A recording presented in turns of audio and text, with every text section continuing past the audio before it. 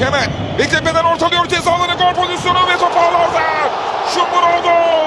Shomurodov attı 59. Shomurodovga fransuz jamoasi 20 million yevro taklif qilgani ma'lum bo'ldi. O'zbekiston milliy terma jamoasi sardori Eldor Shomurodovning Turkiya Superligasidagi faoliyati nafaqat mahalliy muxlislar, balki xalqaro ekspertlarning ham diqqat markazida bo'lib turibdi. So'nggi vaqtlarda Shomurodov Istanbulning Başakşehir klubi safida haqiqiy yirtqich hujumchiga aylanib, transfer bozoridagi eng xaridorgir o'yinchilardan biri sifatida gavdalanmoqda.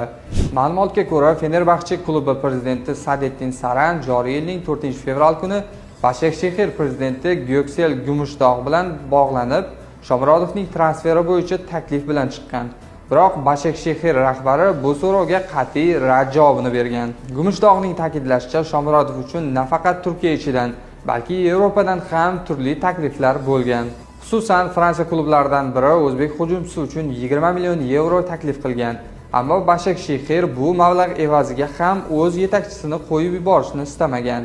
Bu vaziyat klubning Shomurodovga nafaqat moliyaviy aktiv, balki jamoaning natijalarini ta'minlovchi asosiy kuch sifatida qarayotganini ham ko'rsatadi.